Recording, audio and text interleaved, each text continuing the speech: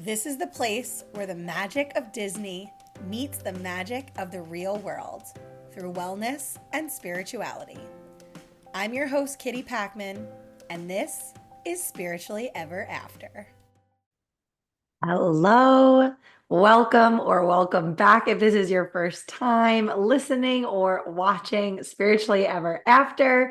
I am your host, Kitty Packman, and happy Halloween or post Halloween. I'm actually recording this on Halloween and super excited to get into Coco today. This is actually one of the episodes I've been meaning to do for a long time.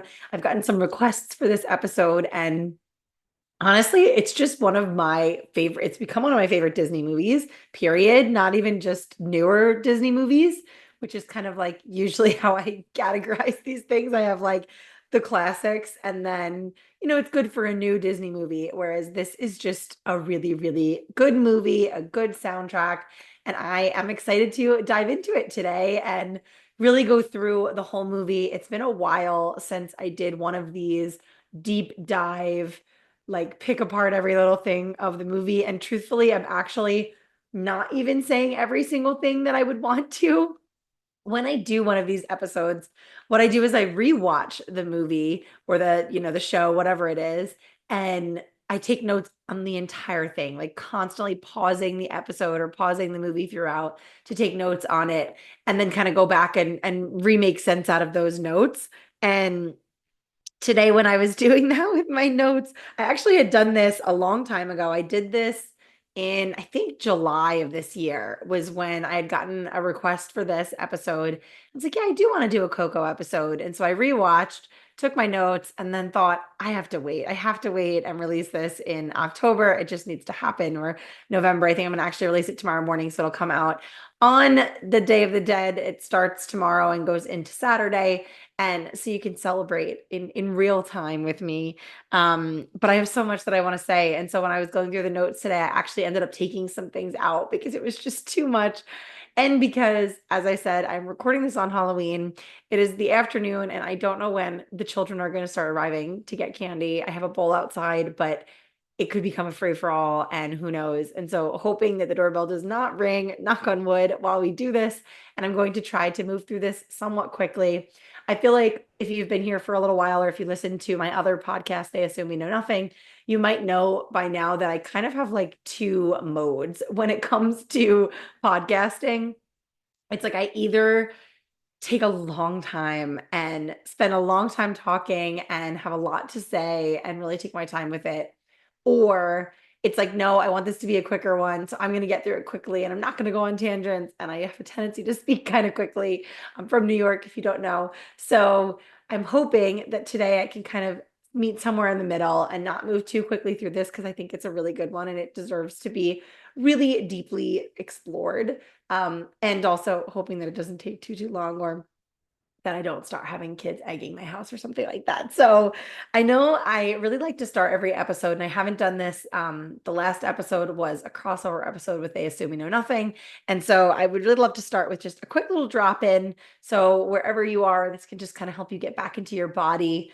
Especially these last few weeks have just been a little all over the place. There's a lot going on in the kind of cosmic energy. It's Scorpio season. We have a new moon tomorrow, and just a lot going on with Pluto moving and all of these things. And so I invite you, wherever you are, unless you're driving. If you're driving, maybe pause this or don't meditate with us, and come back to it later. But if you are able to meditate, I invite you to sit up straight or lay down if that feels good for you, and put your feet flat on the floor if you're sitting. Maybe sit cross-legged, again, trusting whatever your body wants to do in this moment. And just starting to breathe deeply in through your nose, filling yourself up with fresh new air. And then breathing out through the mouth, maybe sighing it out or shrugging the shoulders. Trusting your body to tell you what to do more than listening for me for the cues. Again, breathing deeply, really filling your belly with new air. If it's helpful, you might want to put a hand on your stomach as you breathe to just kind of instinctively remind your body to breathe from your stomach and your diaphragm rather than from your shoulders.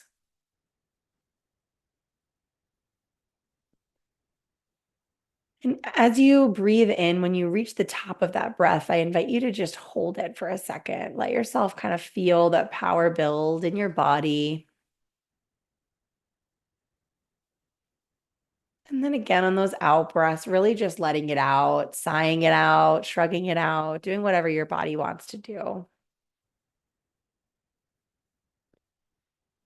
And as you continue that cycle of breath, just realizing how simple and quick it is to drop back into your body, to get out of your head for just a minute, and to remember that you are safe right here, right now. There's peace and calm available to you right here, right now. And that all is well. So take a deep breath in, breathing all that in, feeling it in your body, holding it at the top for just a second, and then letting it out as it feels good. And coming back. And if your eyes are closed, you could start to flutter them open. I'm realizing I don't even know if I told you to close your eyes. Maybe you did, maybe you didn't. There's no wrong way to meditate. That's how you know none of it is scripted. I am always just coming to you real and raw here and channeling it all in the moment and trusting what comes through, as you should, whether you are someone who lives a very intuitive life like I do, or if you're someone who is still, maybe going with what you've always done and you're okay with that, or maybe you're not, wherever you are in that, you can still kind of have these little moments of trusting yourself and doing what your intuition tells you to do. So invitation there. Also realizing I did not say, but if you're watching on YouTube, we have our Coco sweatshirt on. I think I have a fuzz in my hair. I got this sweatshirt when I went on my first Outside the Lines Disney retreat with my friend Victoria, and she texted this morning saying she was wearing it. And I was like, that's so funny because I'm going to wear mine when I record. So I love this sweatshirt. I'm actually kind of mad that I didn't get the matching pants because it's so cute. And truthfully, it's so much bigger than I thought that it was going to be. You know how Shop Disney, a lot of it is like unisex sizing, so it's more like men's. So I think this is a large, but it fits more like an extra large. So I wish I'd gotten a medium, which at the time I think I was like, of course I'm not getting a medium. Sizing's weird. But anyway, okay, before I go into Coco, there's one more thing that I wanted to say. So in last week's crossover episode with They Assume We Know Nothing, I had said that I've never seen Toy Story 4, and that is not true. Last night, I was super excited. I put on Toy Story 4. I thought this is going to be so fun. I get to watch a Disney movie I've never seen before. That always feels like a treat to me. And then I got like 20 minutes in and I was like, I've seen this movie. It's just nothing happens. So I want to know if that is how you feel about Toy Story 4. I thought people were really into Toy Story 4 and thought it was a really good movie. It did nothing for me. I like literally actually turned it off and I don't feel bad about not even remembering what else happened. But let me know if I'm wrong. Maybe I'm wrong. Maybe I'm forgetting something. It's funny because it's reminding me of my sister always says that about, and it hurts my soul to even say it, but about Goblet of Fire. She always says that nothing happens in that movie. And so many of us that are huge Harry Potter fans cannot cope with that statement.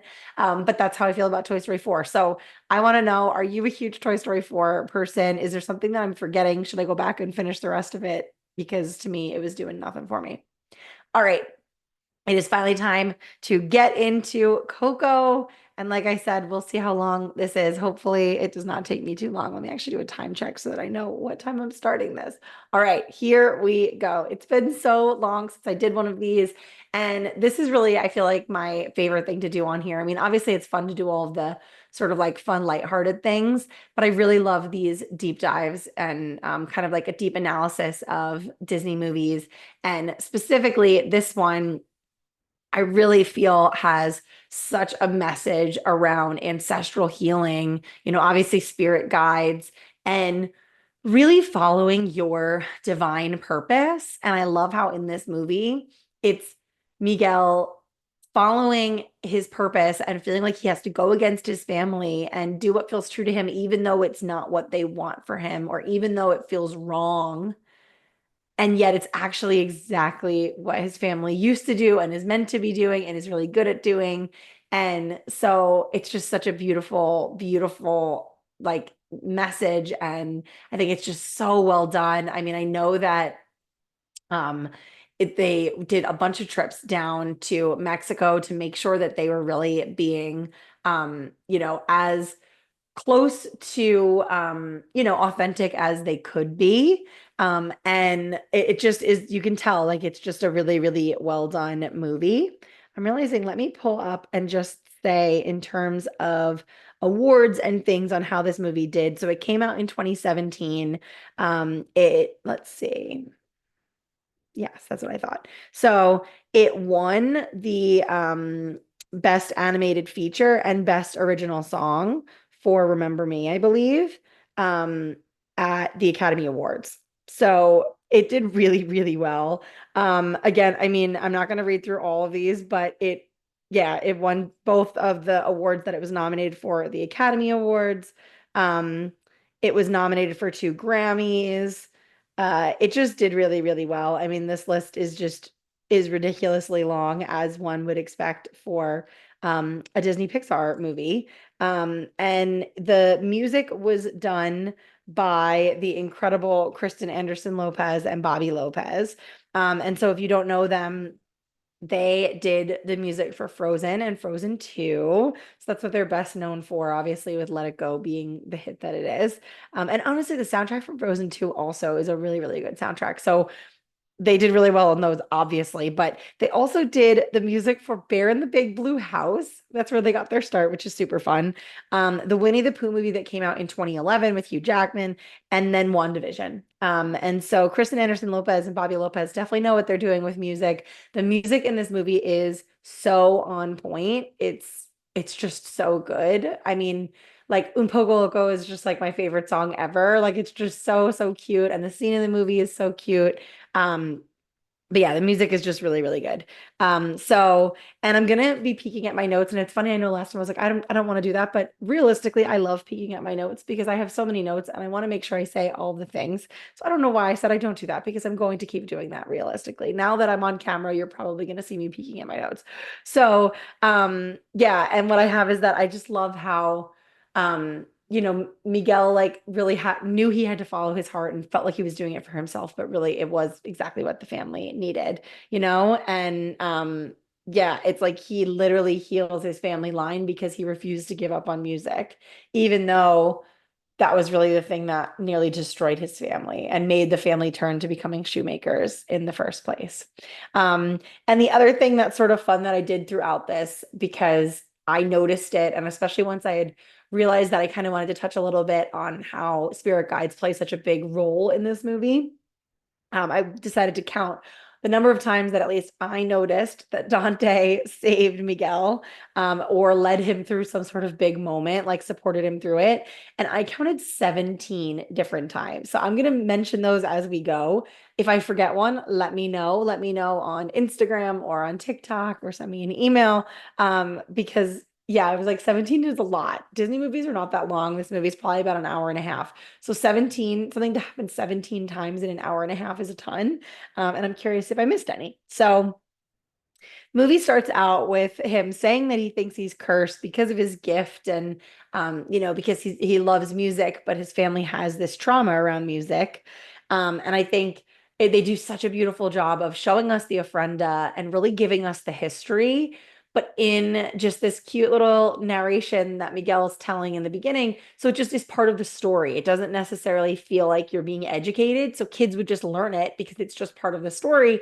And then all of a sudden they know something about Mexican culture, which I think is so, so cool. And there's so much foreshadowing throughout the movie, but especially here in the beginning, right? He says, I'm not like the rest of my family. And that as if, music makes him not like his family, even though music is actually a huge part of his family's history.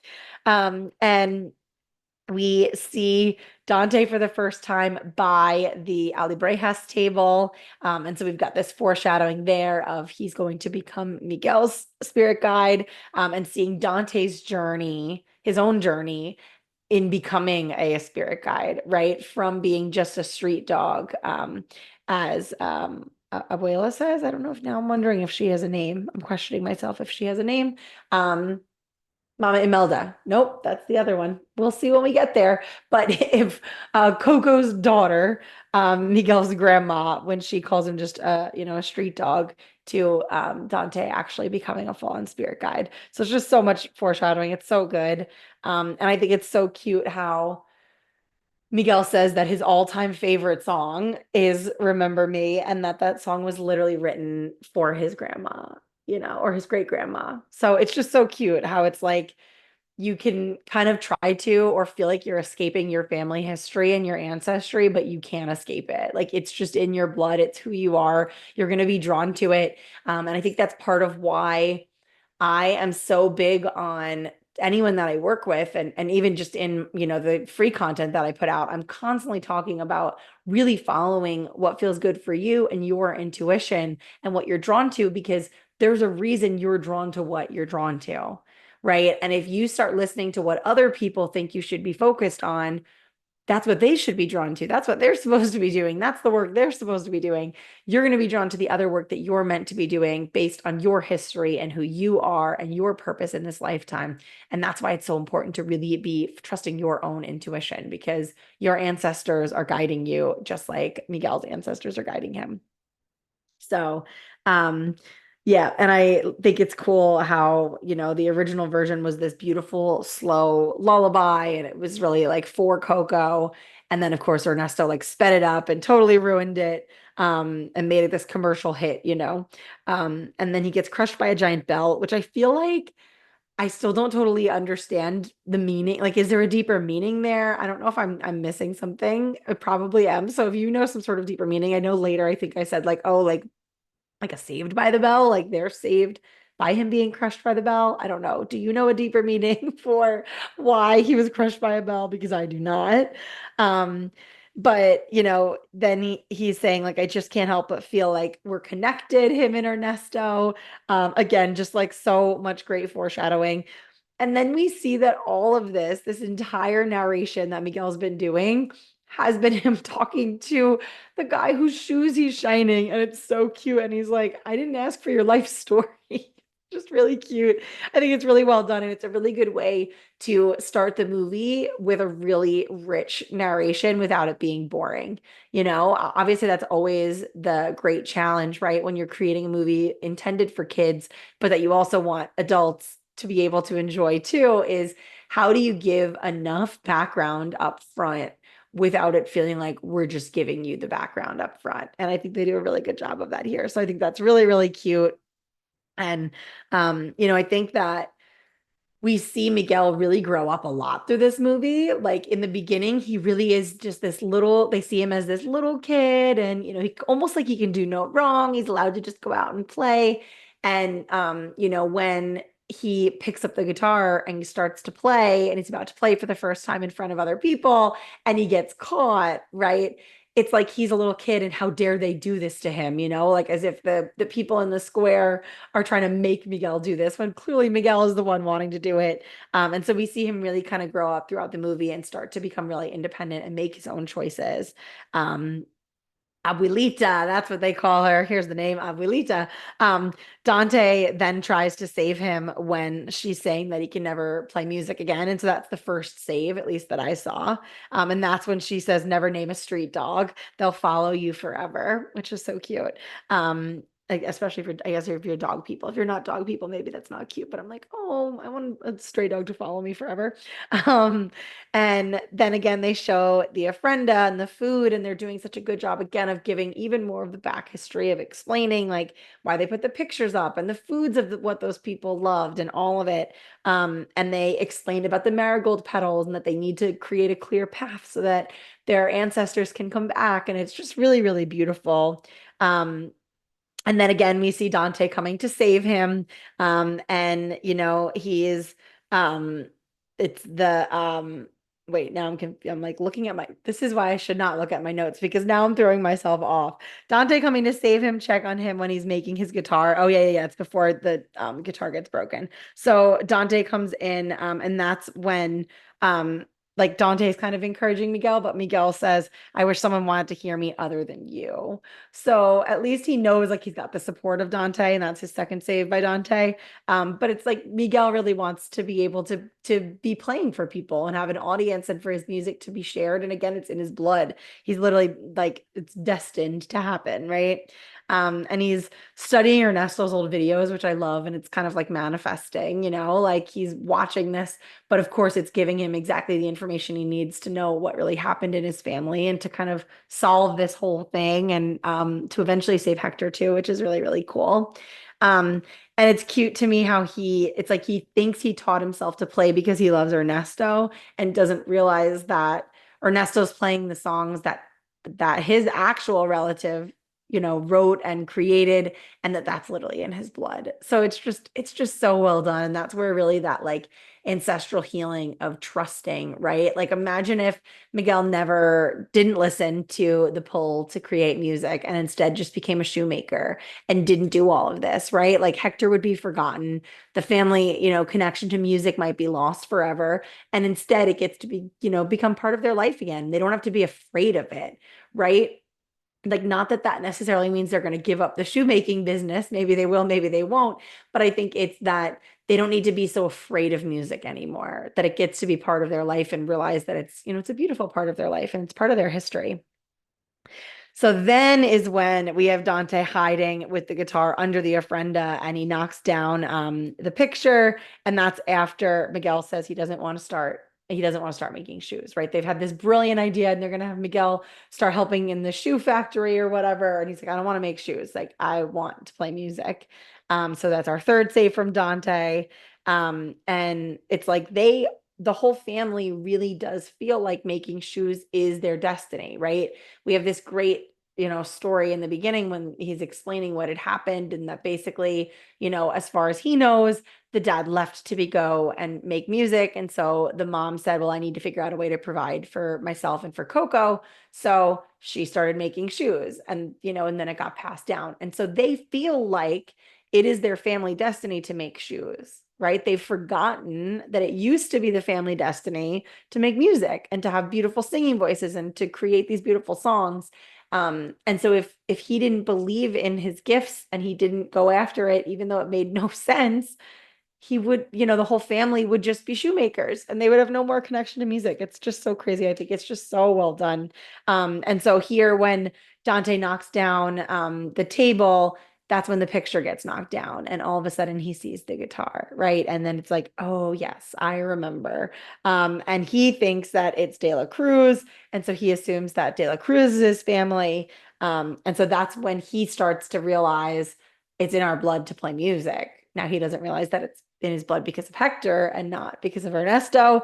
But again, it all needed to happen the way that it happened for him to get there. So it really, I do believe it's like they're showing that he knew deep down what he was supposed to do. He just was a little lost. And I think the whole family was a little bit lost, you know? And I think that if you're someone who is maybe like the black sheep in your family, you do things a little bit differently. And everyone seems to be getting in line and you just can't get in line.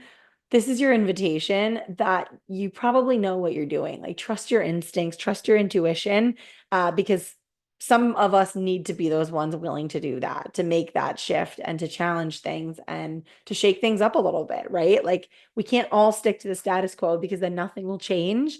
And if everyone really is happy where they are, you coming along and doing something different shouldn't actually bother them that much. So of course, that is not what happens here. Instead, Abuelita destroys his guitar in a really, really sad scene. It's really sad. And that's when Miguel runs away. And I always think this is so funny because I'm like, how did they not catch him? Like, how did they just let him get that far away? And then it's like, oops, we don't know where he is now. But anyway, Dante follows him for his fourth save. And then we have our seize your moment with the fireworks in the background. It's just perfect. And Dante comes and tries to stop him in the cemetery, right? And he kind of like shakes him off. That's the fifth save. And then he steals the guitar that he believes is his, great great grandfather's guitar. Of course, it is, but it's not who he thinks it is. Um, and then he gets caught by the police, but realizes that they can't see him. And it's kind of like the ultimate punishment. Like he stole this because he wanted to be making his music and doing some, feeling like he was fulfilling his destiny, doing what he was supposed to.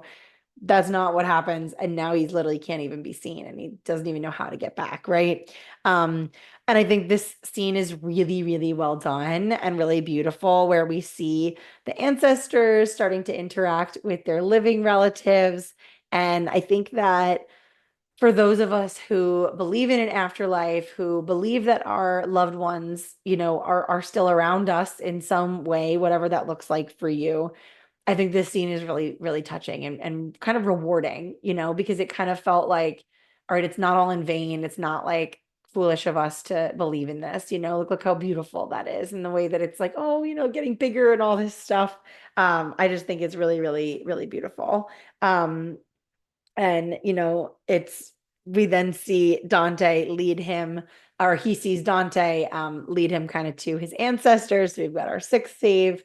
And I love how as soon as we see them, Tia Rosita does the tito, just like Abuelita does. And so you can see that it's this thing that's been passed down through the family. I think that's really cool. And they do a lot of that throughout the movie, of just these like little nods to the ancestry. So again, not necessarily being in your face of like, in our family, this is what we do for young boys who have this name or whatever it is. It's like that's just, built into it. So I think that's really, really cute. And I also love how when he sees the twins, it's like they know him because of their relationship across the realm. And then they realize like, oh no, no, he's not really here, But I think that also really speaks to how beautiful it is to have rituals like they do in Dia de los Muertos, um, like so that we can feel connected, right? And how beautiful the thought of our loved ones who have passed, knowing everything that's going on in our life and feeling like they can just talk to us as if no time has passed, that they're still with us. I think, ooh, I have like chills thinking about that. I think that's really, really beautiful. All right. And then we have Dante coming over the bridge and accompanying him for his journey. So we've got our seventh save. I really love just overall how the way like the Land of the Dead looks, and it really needs to be, it's like a proper ride in Disney. Just saying, obviously we've got a lot of changes coming, who knows what and where and all the things. But that feels like it would be such a good ride. So would love to see that at some point, Imagineers. Um, and I love how Miguel kind of like breaks the fourth wall because he says, wow, it's actually real. And he admits he kind of didn't believe in the Land of the Dead. And he says it's like vitamins. And they're like, Miguel, vitamins are real. You need to be taking your vitamins. I thought that was really, really cute.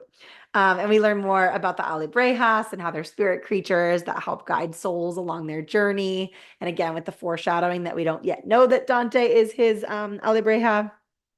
And I love how this system to get over the bridge, like the security kind of looks like Disney security. Like, of course it does. It's just so good. It's so well done.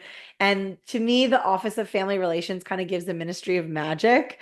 So I also felt like a little bit of a nod to Harry Potter. And I love that Dante is just sort of like walking along with them now. Like he's like literally part of their crew. And I love how it started with Miguel, like the whole movie starts with Miguel saying that he feels like he's cursed because of his family. And now he has actually gotten a curse placed on his family for stealing from the dead. So I think that's really clever foreshadowing and kind of like the layers, right? I think there's like a lot of that layering in this movie. And then they all are making fun of Dante and saying that he doesn't look like an Alibreja and that he looks like a sausage someone dropped in a barber shop. Poor little Dante. I think he's such a cutie. And I think that's such a cute moment because I think for all of us when we're not feeling our best and just that reminder that like we don't always you don't always know what something, looks like, right? Like don't judge a book by its cover. And so I love that Dante kind of gets his due by the end of the movie and that he, makes a big save and he's helpful. So we love that. We love Dante. And of course, no one else in the family will give Miguel his blessing, once Mama Imelda says it's, no music or nothing. And so, of course, he tries, well, first he, says he'll do it and goes and steals the guitar again. He goes right back there.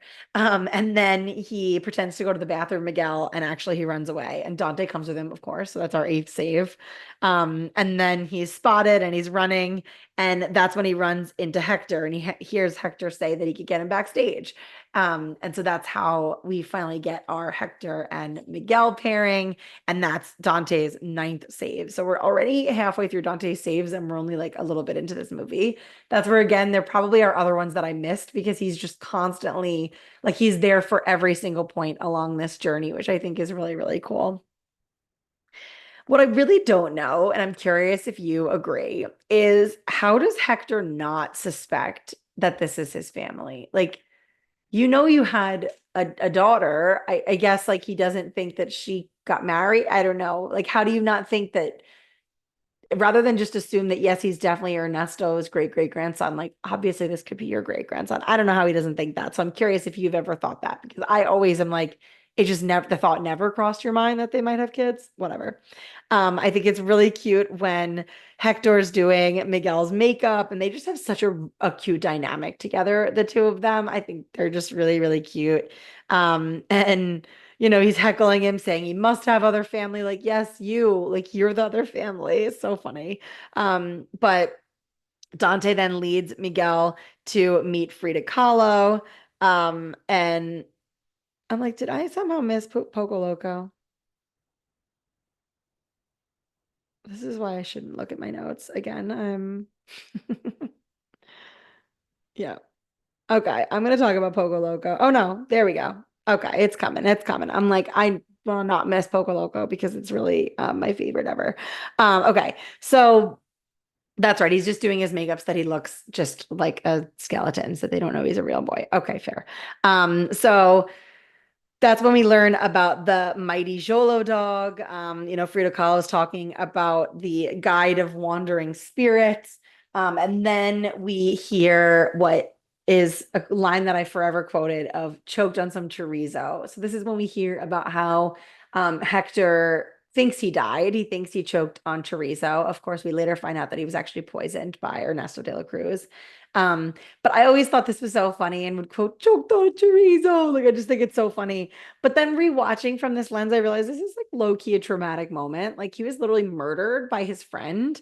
And they're all just joking about it, which is pretty rough. I mean, again, they all think he just choked, but we know he was murdered, so that's pretty rough. But I do think it's funny the way they say it, do like choked on a chorizo. Um, but yeah, we see this very sad scene where all of the people who don't get put on someone's ofrenda are kind of one big family together and that they kind of look out for each other as they're being forgotten, which is just so sad. And Dante comes, but kind of begrudgingly. It's our 11th save of Dante. And we have the scene with Cheech where Cheech is being forgotten and, they go and ask to borrow his guitar and he gives it to them, but says they have to play one more song. And, it's just really, it's so heartbreaking, but it's so well done. And, leaving the tequila shot as like his, for him. And it just is really sad. And then Dante kind of breaks the tension by crying. So it's our 12th save. And they talk about it being the final death, like when you've been completely forgotten, which is really, really sad. And that's when Hector finally admits that he did play with De La Cruz. I still don't know how they're not putting two and two together, but whatever. And this is when we get my beloved Poco Loco. So if you somehow don't know this song, go and listen to Un Poco Loco, Coco right now. It is such a cute song. I mean, the whole scene in the movie is really, really cute too. Like the way that, well, first of all, he finds out that he's never performed before. So Hector is a little nervous. And so he's trying to teach him. So he's teaching him how to shake out the nerves and teaching him how to do, the little like belting thing and to let loose and grab their attention and don't let it go. And it's really, really cute. It's like he's, he's an older, ancestor in the family teaching him how to do this. It's just really, really special. And so they're doing the little belting noises, and then Dante does it, another part of the 13th save from Dante being part of this epic journey. He has to like be part of every little moment, right? And that's why I'm like, I bet there are ones that I missed because he's part of so much. And it's just these subtle little things that Disney does so well, of these little details of having him be a part of that too, right? So I love how in Poco Loco there's like the TTTT Loco, Tita the Loco, because it feels like again part of their family. Like that's what they do for. And obviously I get the culture, that's what a lot of families do. But I just love how again it's baked into their culture of like this is a sound that they make to love on the little boys in their family, or to say that something's cute. So I just love it. And I love how it's like also how the women say Miguel's name when they're talking about Miguel. So that's when Hector starts to realize who Miguel is, and or starts to kind of put two and two together. And um, then Miguel runs off from Hector, and Dante's trying to stop him. And then that's when Miguel says, "You're not a spirit guy. You're just a dumb dog." So sad. Poor Dante really gets emotionally beat up in this movie. That's his 14th save of Miguel. And then skipping ahead a little bit, we get to Mama Imelda starts singing, right, to show Miguel who she really is, and that music is part of her, history too. And it's just, I think when she starts singing, it's just super powerful. And like he stops in his tracks, like everyone kind of stops because it's like, whoa. So she sang and she could sing really, really well too. So that's really powerful. And she says, when my husband would play and I would sing, nothing else mattered. So it's just really, really sweet. So then they go ahead. They're at De La Cruz's party. It's so funny. I think the guitar shaped pool was giving all-star music to me. If you've ever been to All-Star Music Resort. And this song, The World Is Mi Familia, is another one that I really love. I mean, again, this whole soundtrack is just so good, but this scene is just really, really cute. And we get some really good quotes here about, one cannot deny who one is meant to be, and the world is our family.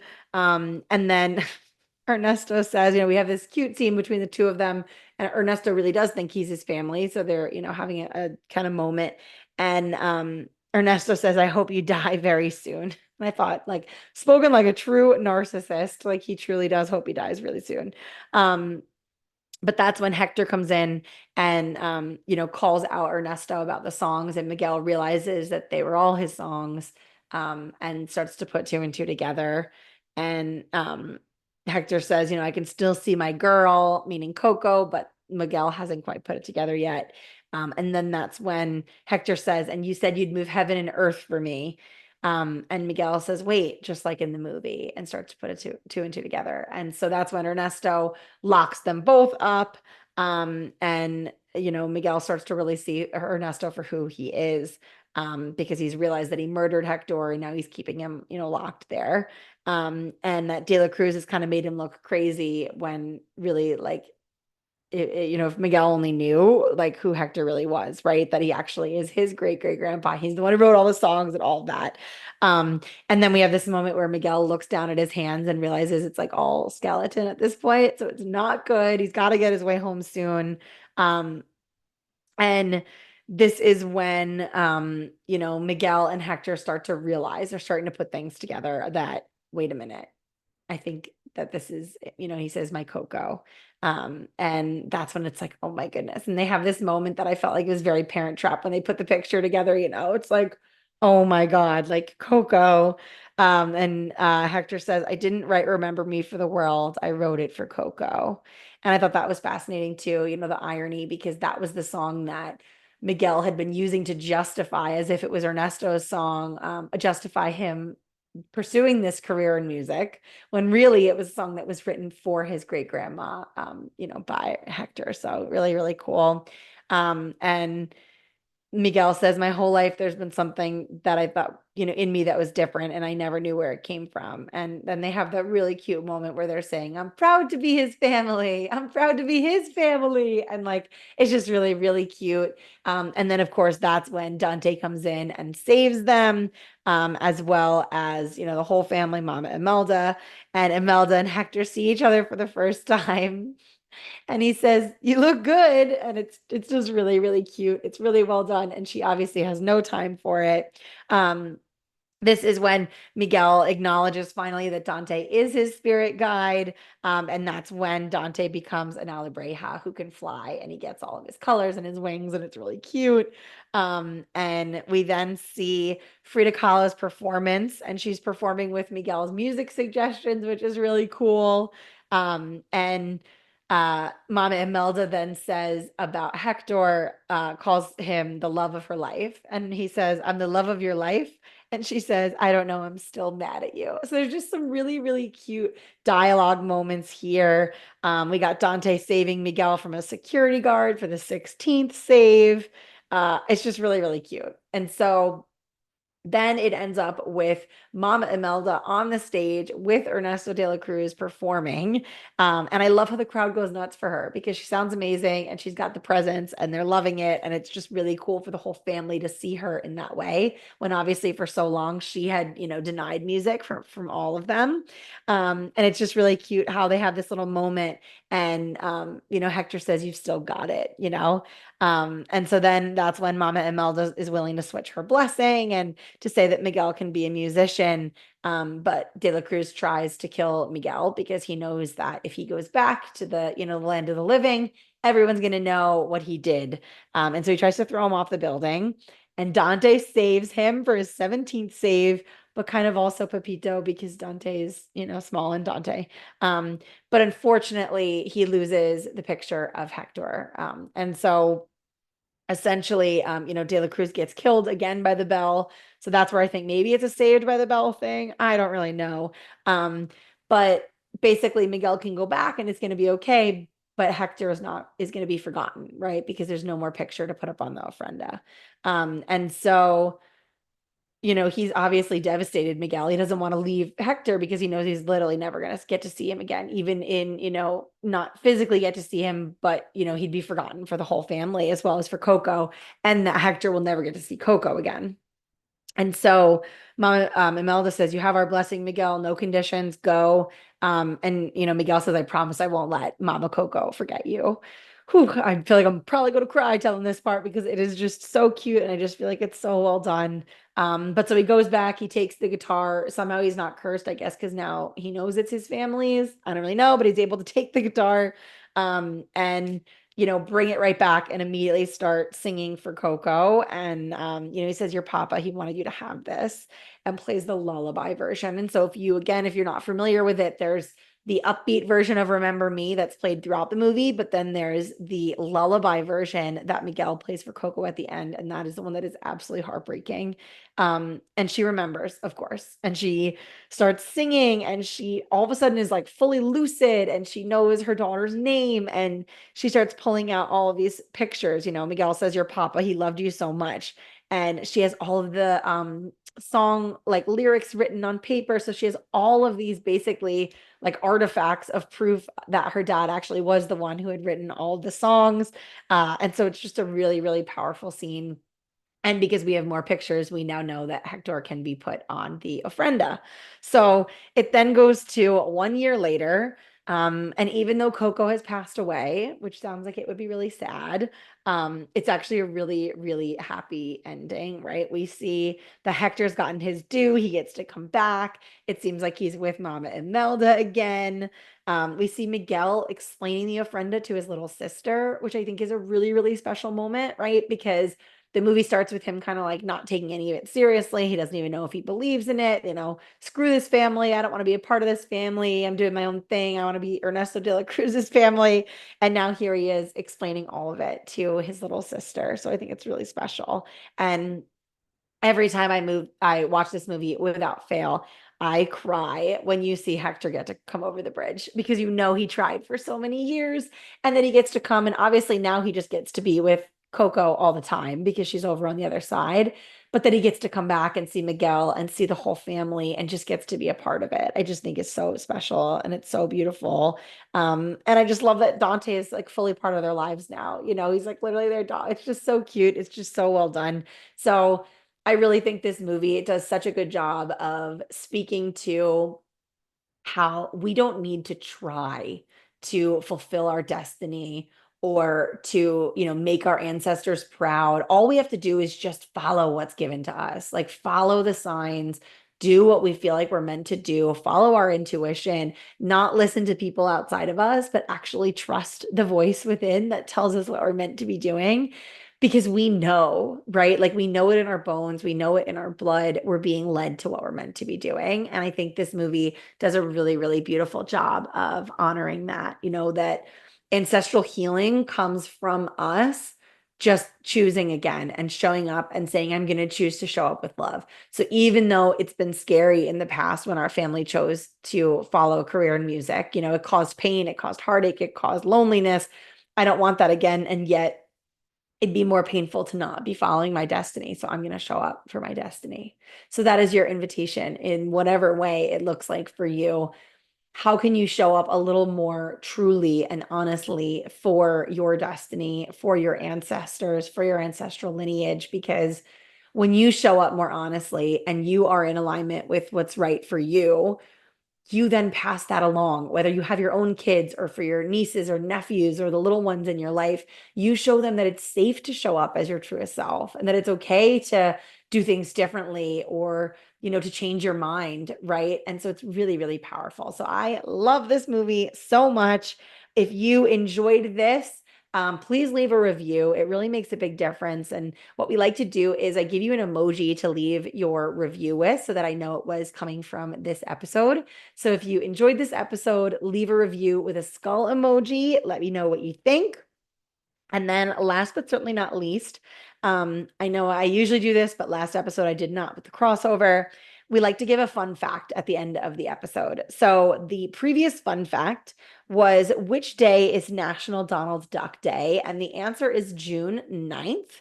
This is the day that his first cartoon, The Wise Little Hen, premiered in 1934. So June 9th is National Donald Duck Day. And I was looking up, I wanted to find a Coco fact, obviously, for this one. And there are tons of cameos. There's Toy Story cameos in Coco. There's The Incredibles. There's Finding Nemo.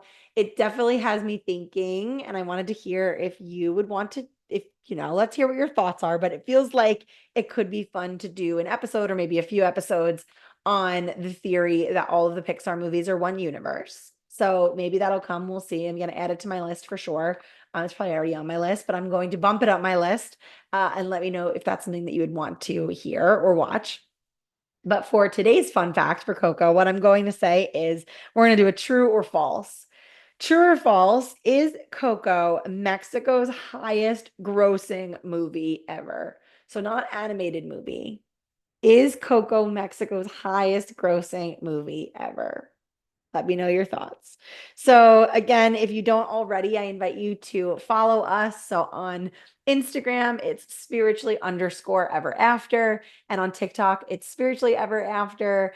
Please leave a review. Give us those 5 stars. It makes a difference in terms of the algorithm and getting this out there to more people.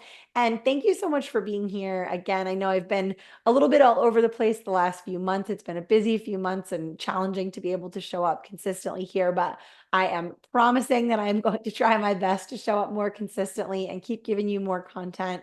And certainly if there's certain things that you want to see or listen to, let me know. So reach out to me on social media if you have ideas or if you just want to let me know that you're enjoying the podcast. Thank you so much for being here. And until next time, we'll see you real soon. Thank you for being here and listening. If you loved it, leave a review and/or share and tag me. I would love to connect with you. I'm spiritually_ever after on Instagram and spiritually ever after on TikTok. See you real soon.